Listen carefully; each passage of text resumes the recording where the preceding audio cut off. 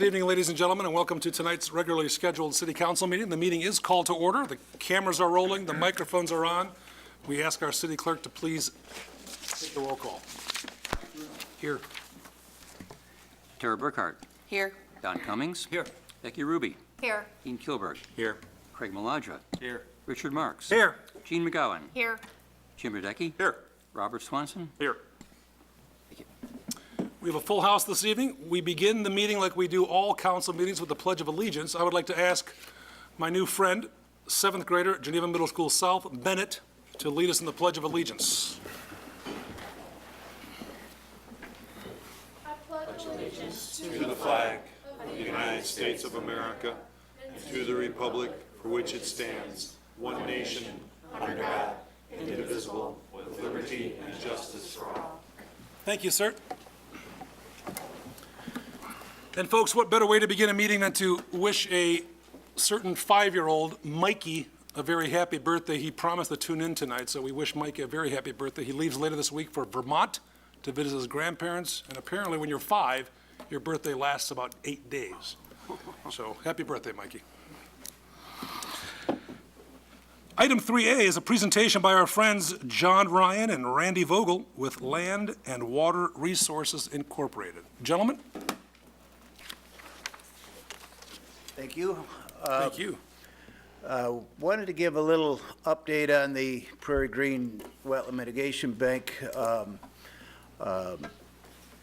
As we all know, they, of course, released the suspension of the sales, and since then, we've proven up the hydrology, which released about another 12.5 acres. So about 37.5 acres are available for sale right now. We've been doing a lot of work on the site. I'm going to have Randy talk about the activities that have been going on there, and when he's done, there's been some sales that have been made out there, and I'll deal with that when Randy gets done talking about about the specifics going on the site. So, Randy?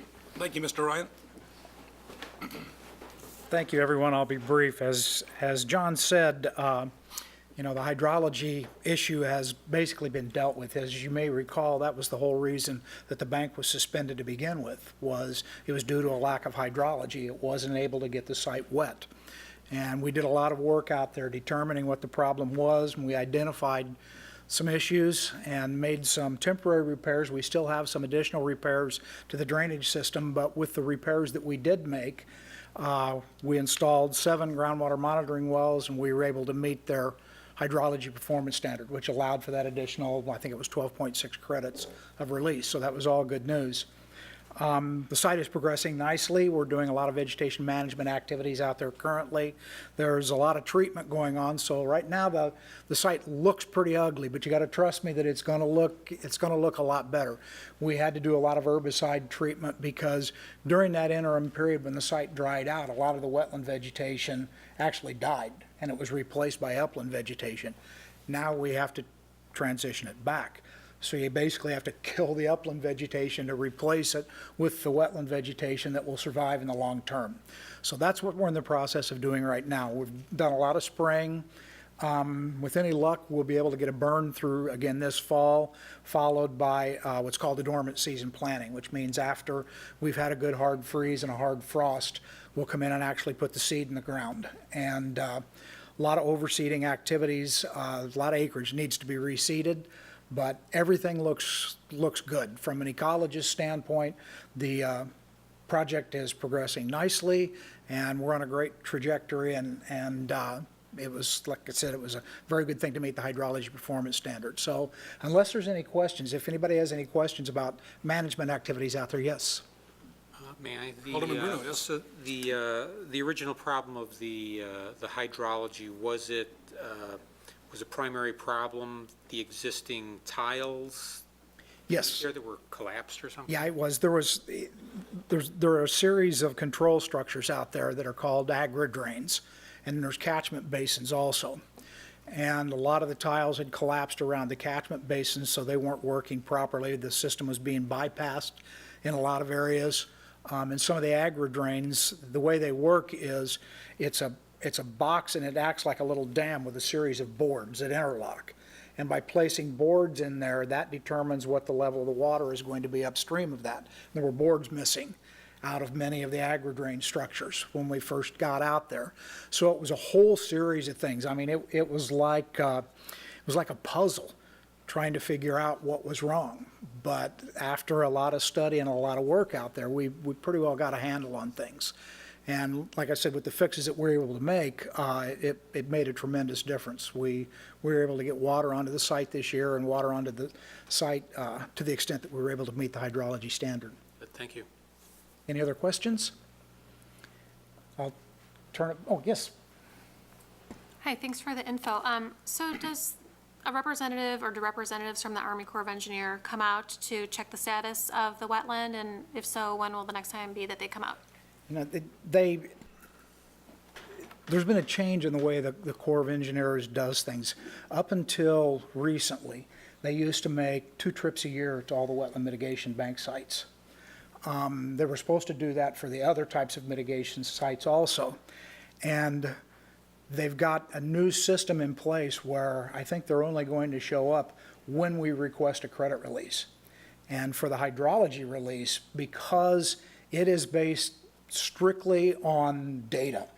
You know, you either meet it by the groundwater data that you got from these electronic instruments that we installed in the well, or you didn't. So they didn't even have to come out or need to come out for that. They just looked at the data and said, yes, you met it. So I don't honestly know when the next time they will be out. It may be when we when we meet our interim vegetation performance standards, which will be the next credit release. That may be next year. It may not be till the year after that. We'll just have to see how the site progresses. Thank you. So, any other questions? I'll turn it back to John to give you a real quick sales and Mr. Wolf. revenue report. Thank you.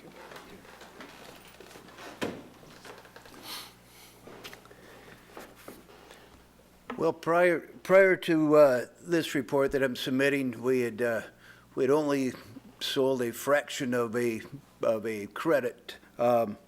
Things changed dramatically, and so I would like to read a letter that I'm submitting, and if you have any questions after I read it, I don't think you will. But City Administrator, City of Geneva.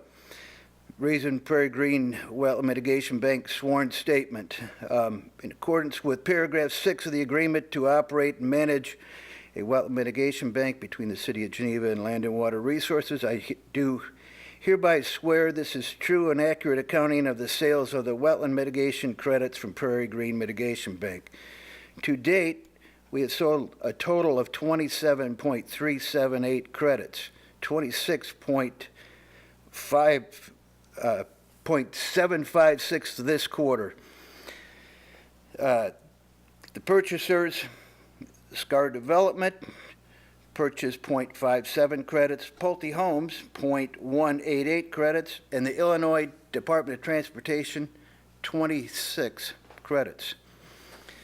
Since the agreement provides that the city receives $38,410 for each credit sold, I have enclosed a check for $1,027,774.78 for the 26.756 credits sold this quarter. Sincerely, John Ryan. I think that's clear. Since this is made out to the city administrator, there you go. The check. You've got your copy. Pardon? The check was made out to her? No, the wire was.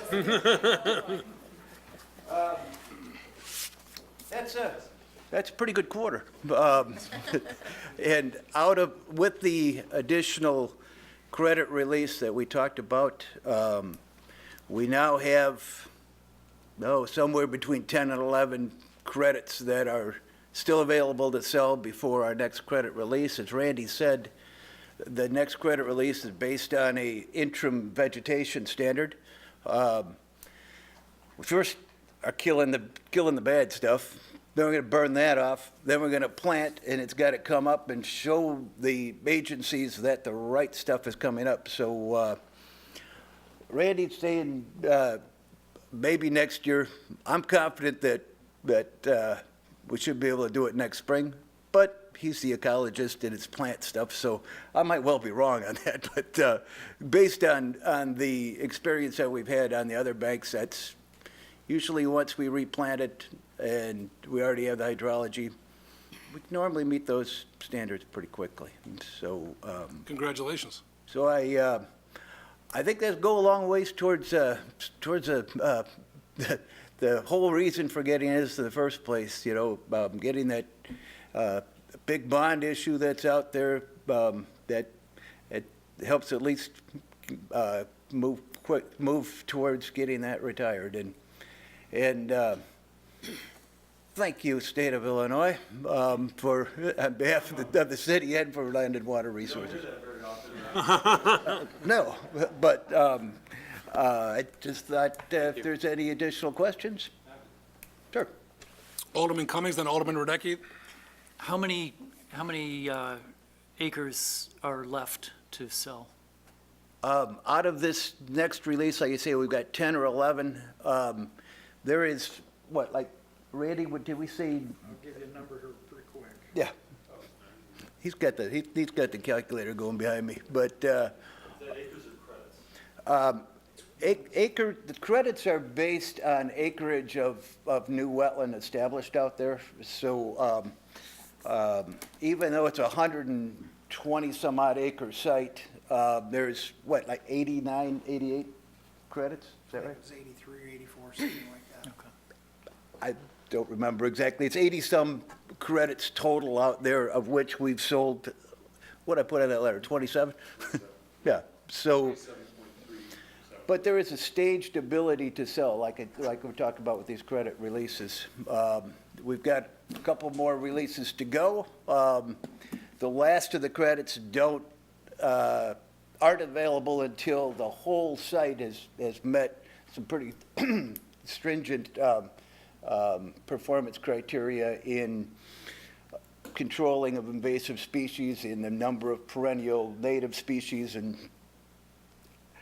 beyond that, you'd have to ask him. You know, but they're got to be at pretty high quality wetland before those are released. But we've done 27 mitigation banks and have been able to get every one of them to that point of final release. So this is no different. It just takes time. Alderman Radecki. Well, I guess the question I guess that needs to be asked is what if it wasn't for the Illinois Department of Transportation? I mean, I'm a little bit concerned that one purchaser and one with taxpayer money actually purchased it. You know, where would you guys have been if they didn't show up? We would have been a fraction of a credit at this point. Were you concerned? I mean, what's the future look like? When you have one big purchaser like that? I've been operating these banks now since '94, so I've been at it for a while. And one question I've never been able to answer is when am I going to sell credits out of any particular bank? And they do. And the Department of Transportation has always been a big buyer. They've been a big buyer in a lot of my mitigation banks. There are other projects that I'm working with people who are interested in credits out there.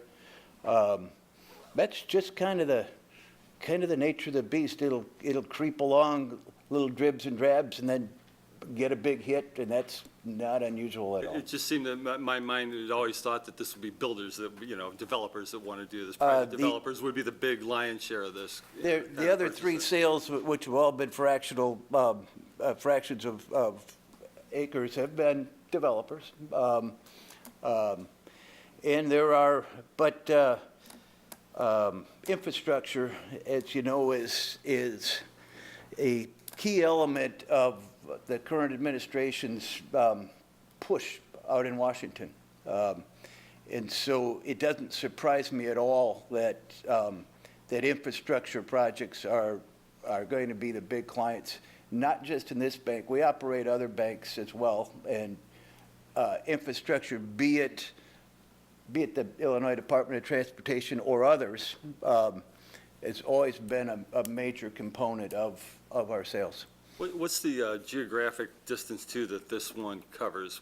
How service- far out does this particular project, how Well, far can you go? I think we discussed this a while back. Technically,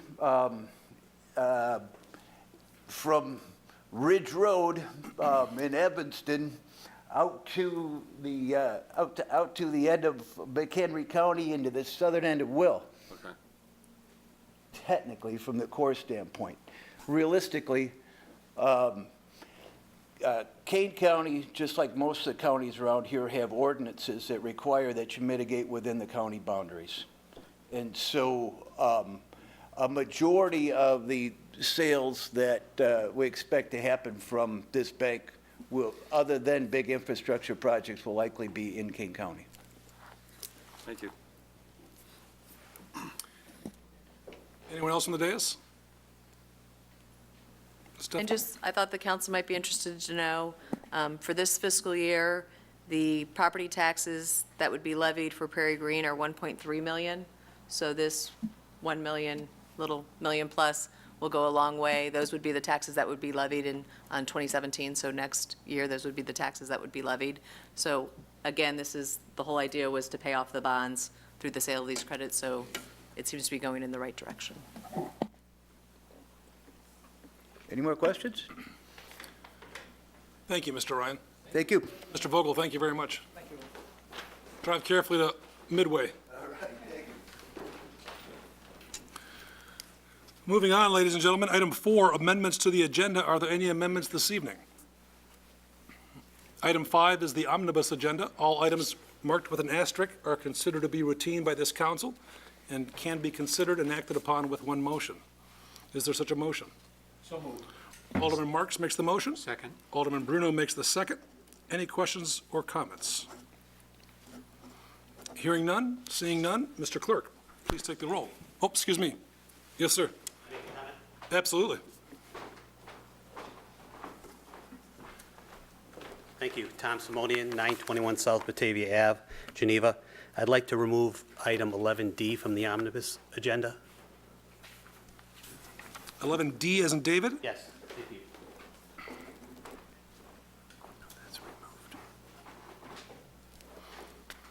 Is there a motion to approve the omnibus agenda as amended? So moved. Marks makes the motion, seconded by Alderman Bruno. Mr. Clerk, please take the roll. Mike Bruno. Aye. Sarah Burkhart. Aye. Don Cummings. Aye. Becky Ruby. Aye. Dean Kilburg. Aye. Craig Maladra. Aye. Richard Marks. Aye. Gene McGowan. Aye. Jim Radecki. Aye. Robert Swanson. Aye. Item 5 passes unanimously. We skip down to item number 8, which is to recommend acceptance of the first quarter fiscal year 2017-2018 Department Goals Status Report. Is there a motion to accept as presented? Motion by Kilburg, I believe. Seconded by? Second. Seconded by Alderman Marks. Any questions or comments? A voice vote is sufficient. All those in favor of accepting the report as presented, please indicate by saying aye. Aye. Anyone opposed? Item 10, municipal bills for payment. We kindly ask our city clerk to read the bills in their aggregate for our consideration.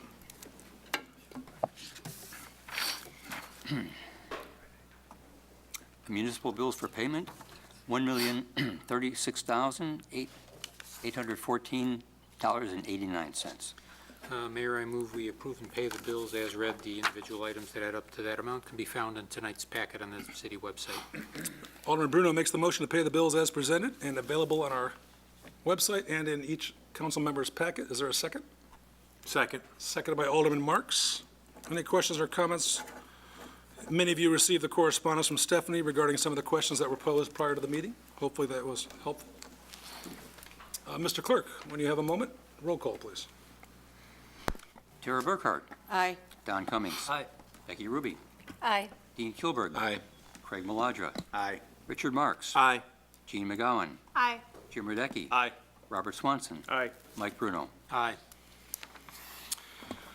Motion passes unanimously. We skip down to Committee of the Whole items of business. Item 11D has been removed from the consent agenda. That is to approve ordinance number 2017-17, amending Title VII, Motor Vehicles and Traffic, Chapter 4, Traffic Schedules, Section 10, Schedule X, Special Parking Privilege Spaces of the City of Geneva. Is there a motion to put this on the floor for discussion? So moved. Motion by Alderman Marks. Seconded by Alderman Burghardt. Mr. Simonian?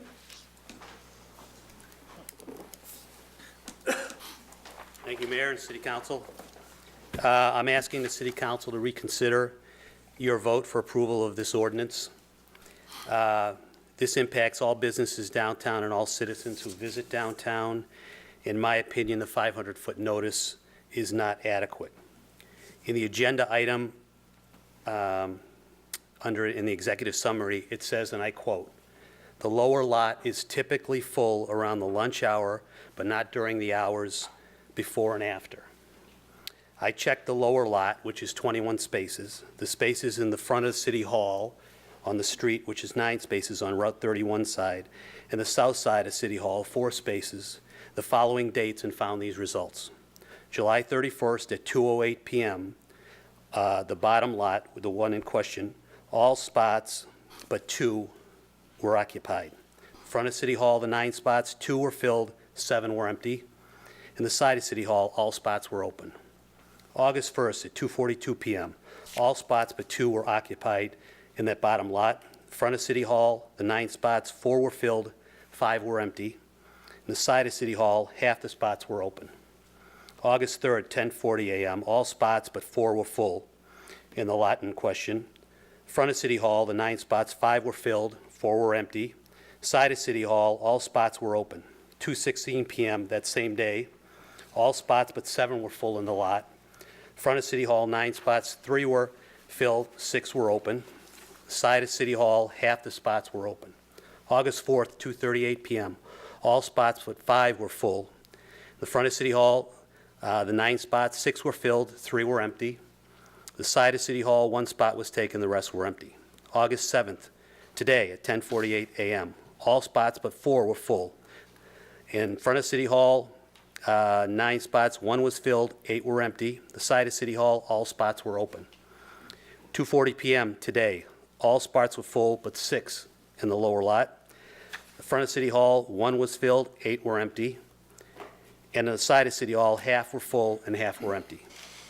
Out of curiosity, on Monday, July 31st at 8:30 a.m., I checked the lot east of Police Department, and there were 56 available parking spots. For decades, we've had parking issues in downtown regarding business owners, employees, visitors, and citizens of Geneva. As part of doing business in downtown Geneva, businessmen who have invested millions of dollars in the downtown business district have no parking privileges. Employees of all businesses of downtown Geneva have no parking privileges. Matter of fact, many discussions have been had regarding where employees should park to make available premium parking spaces for businesses' customers.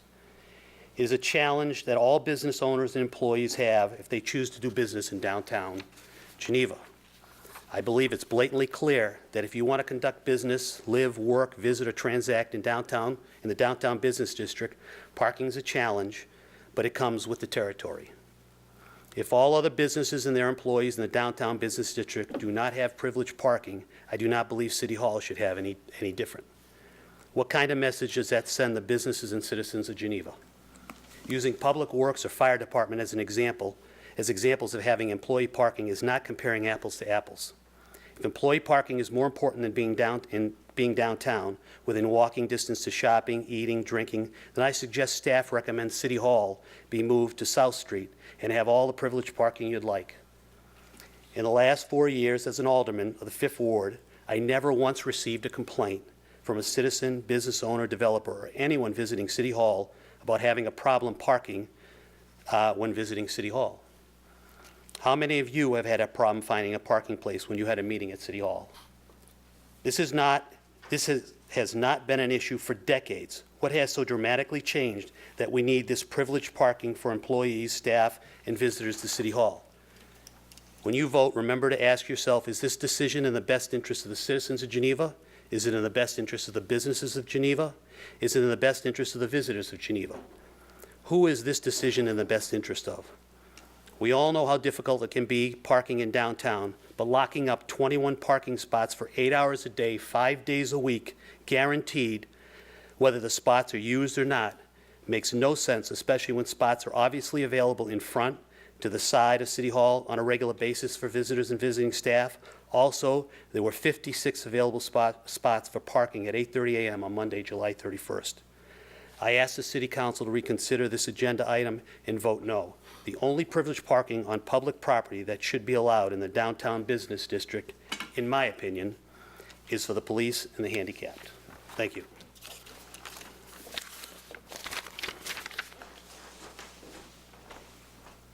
Questions or comments? Alderman McGowan? Thank you, Mr. Mayor. Stephanie, you had talked about the reasons for allocating parking spaces for City Hall employees, and I think they were important. Would you mind just refreshing our memories and talking about what those points were?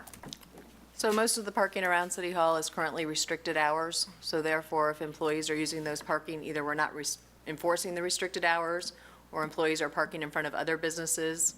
So what we were trying to do is consolidate where everybody is parking into one space so that the others are freed up, and then enforcement can begin again as far as restricted parking to free up parking for the businesses. But most employers do provide employee parking, and all employees of the city have provided parking except those that work in this building and across the street at Finance. And then just another question that I was wondering, there are a lot of special events in this downtown area.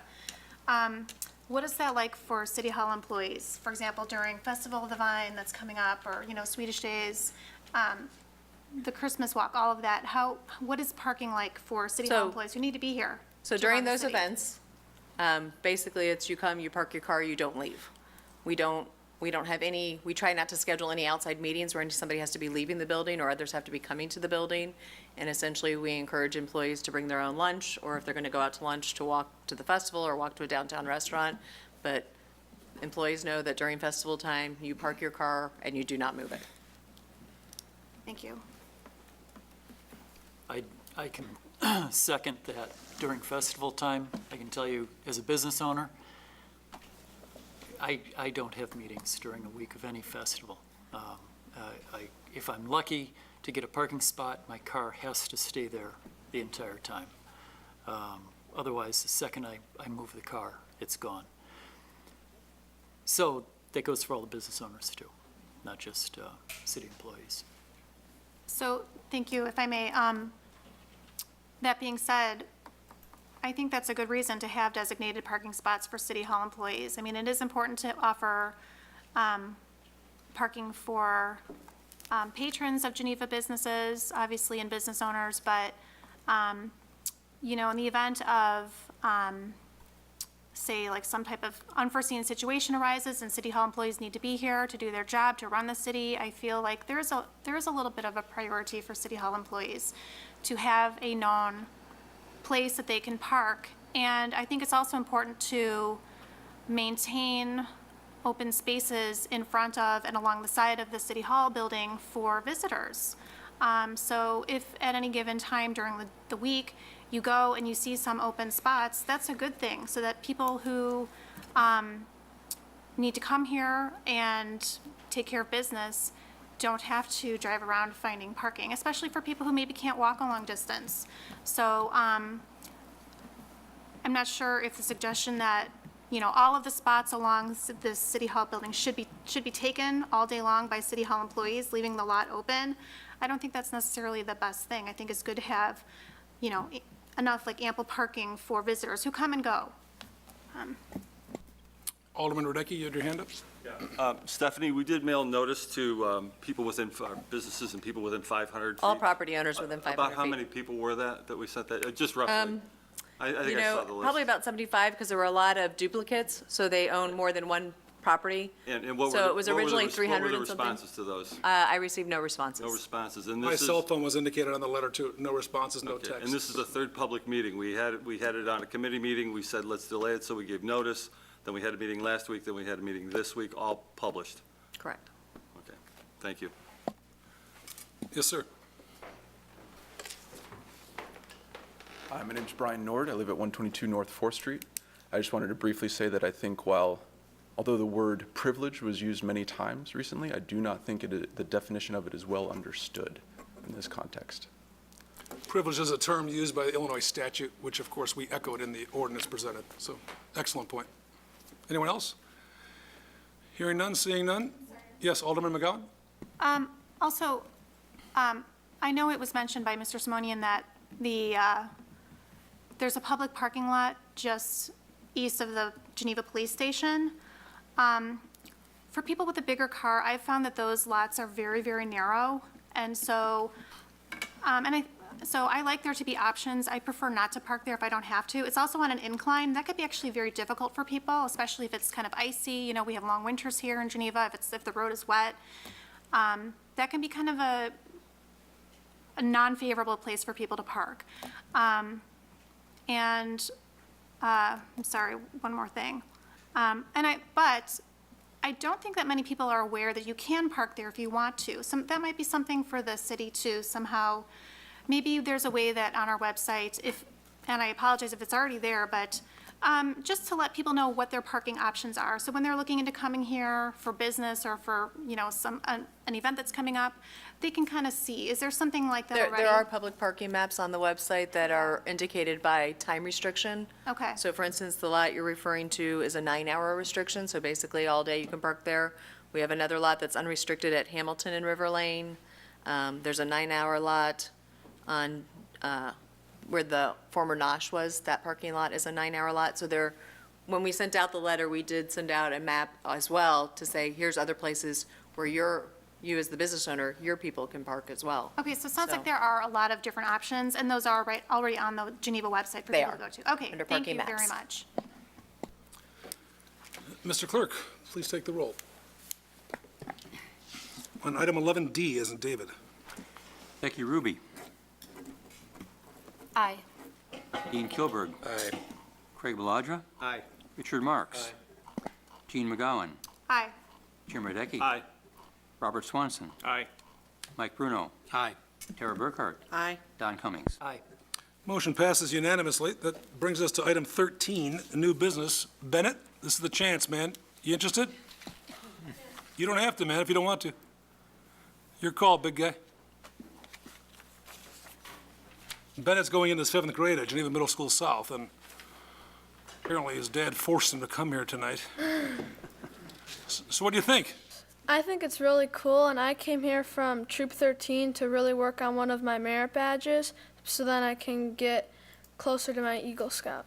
And so thank you very much for letting me come here. Any questions for anybody here? No. You don't want to ruin that Eagle Scout thing. How close are you to the Eagle Scout? Well, I need a lot more merit badges. Okay, good answer. Mr. Nord? Hi, good evening again. So as I said, I live at 122 North 4th Street, and across the street from me is a church. And they have really supportive messages outside, often that are embracing diversity and equity. A couple of days ago, they were vandalized. So they have a banner outside that has a man and a woman together, a woman and a woman, and a man together as couples. The gay and the lesbian pictures, the silhouettes, were cut out explicitly. Their LGBTQ flag was also stolen.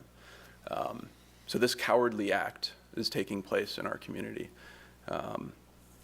And this hits home for me because I'm also a marginalized minority. It is starkly clear in this community. I don't know how many other communities, how many other people out there feel this way in Geneva.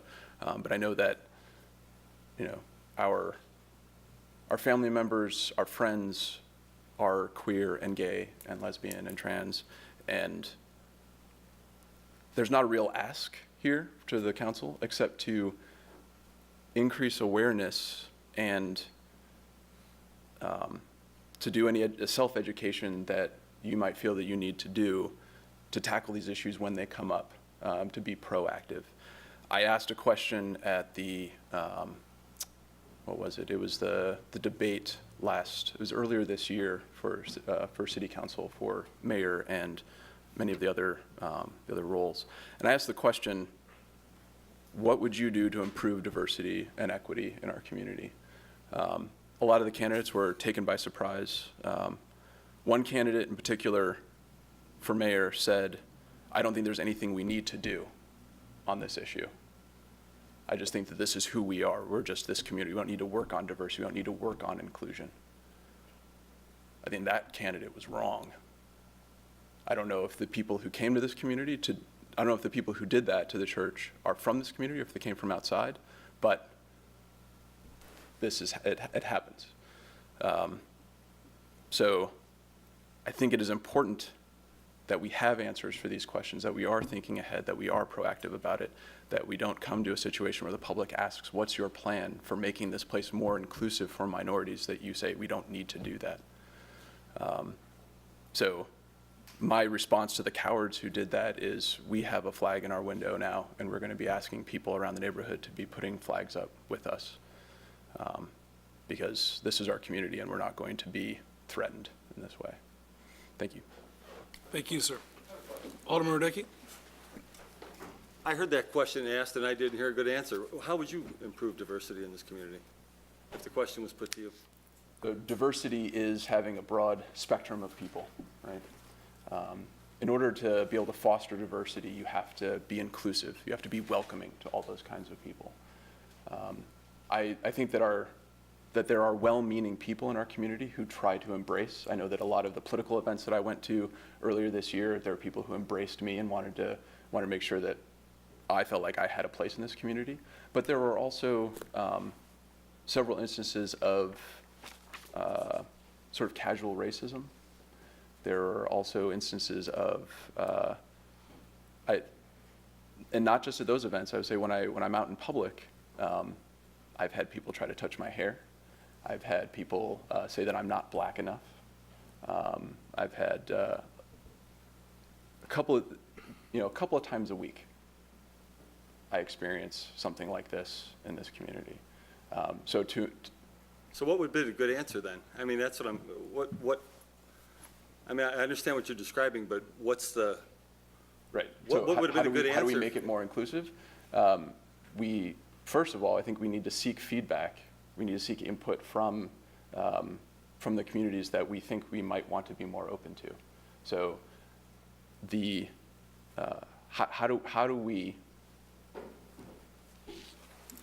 make ourselves more open to the black community? How do we make ourselves more open to LGBTQ people? Well, first of all, we do it by coming down hard on people who do things like vandalize churches, who are just trying to speak a message of peace. I think is it the SPAC? Is that the SPAC, yes, sir. SPAC? So I talked to some people who had some knowledge of the SPAC, and they said, well, what if we did a survey of the community here that is 90% white about how to improve diversity? I think we need to ask the people who aren't coming here. I think we need to ask the people who are our neighbors. I think we need to ask the communities that maybe don't feel welcome.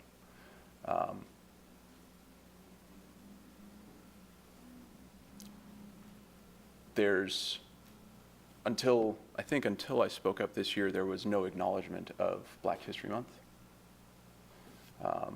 There's no acknowledgement of other holidays like that. I think it's fine to talk about what we hope that our schools are doing for our children, but how do we address it among the adults who are teaching the children these divisive attitudes? I noticed that there's some effort to reach out to communities across the world through some official entities in the city. Do those entities reach out to war-torn countries, or do they reach out to places that are already doing fine, like France. I think we need to ask ourselves, how are we a part of the larger community in the Fox Valley area? And I think, you know, it also shouldn't be up to me solely as a minority to bring up these issues. It's time for self-reflection on the part of privileged people to self-educate and to develop their own solutions. My friends and I created a website called thisisblacklight.com. So this site we made for Black History Month. Each day, we wrote a different piece that included research, that included multimedia, that included various things to help initiate and help people self-educate on issues of Black history and Black culture. So there are resources out there. If you don't see a problem, I think it's time to look around and ask why you don't see a problem. Maybe ask why this community is 90% white. Because Black people, gay people, we all got money. We want to spend it here, but why are we not doing that? Alderman Maladra? To put that in some context, I would just like to point out what people on the council probably already know, but in our strategic plan, we have a Vision 4, promote and amplify community unity and diversity through actions and programs that encourage inclusion, vitality, and wholeness. So I think Alderman Radecki's question is really good. It's one thing to get up here and point out where that's lacking, but we have to start coming up with those programs that foster the values that we've already stated are a big part of the fabric of the community. So anything you can do for specific examples of things we could try would be appreciated.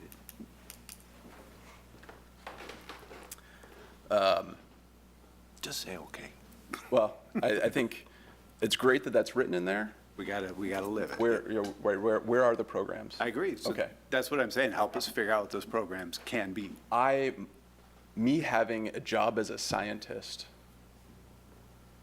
as a Black man as a scientist, that is already an act of rebellion. So I can help, I can come here, and I can consult, but I'm kind of already doing my job by surviving. I'm doing a big part of the job by just surviving and succeeding. Okay? It's time for the rest of us to be coming up with things. And if you want some specific examples, how about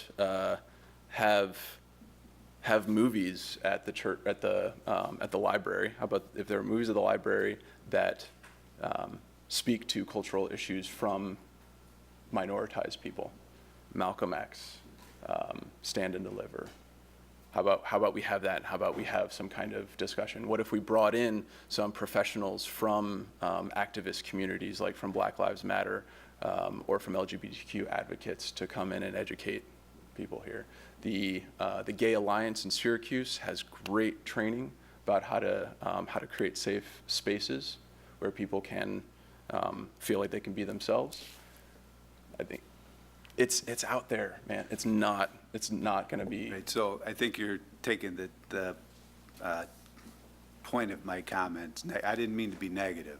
I basically meant to say, come and work with us and we'll figure this out. That's really all I was getting at. And you're saying, I believe, that you're willing to do it and you were just providing a bunch of ideas. So we'll find a forum and a way to work at this. Okay. And doing that is consistent with something we already claim to value and uphold. So, cool.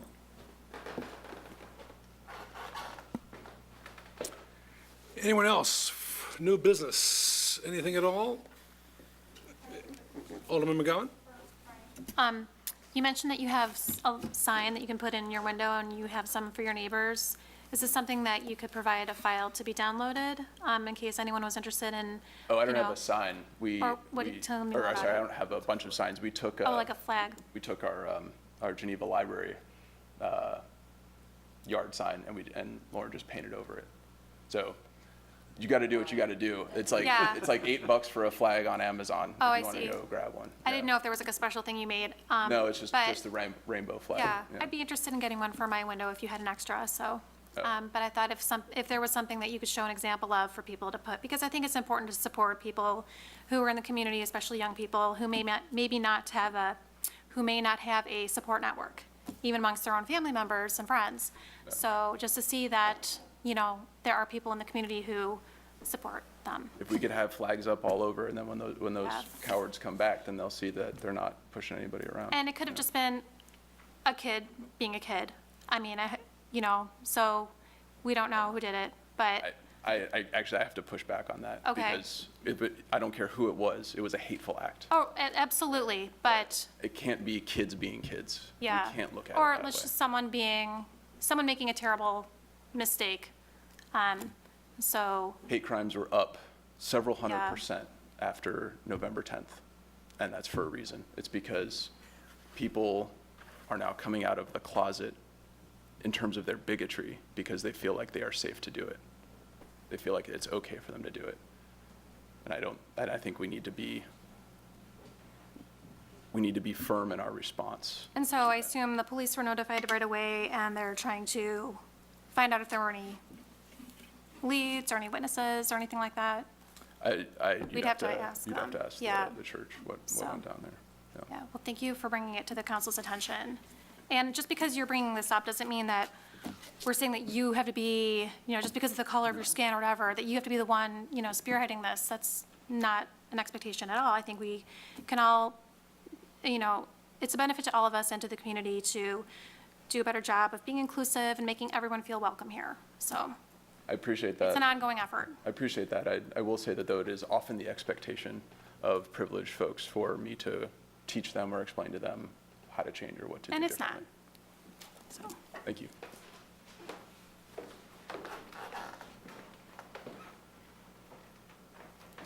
Is there a motion to adjourn? So moved. Alderman Marks makes the motion. Second? Alderman Bruno makes the second with great enthusiasm. All in favor of adjourning this meeting, say aye. Aye. Meeting is adjourned, folks.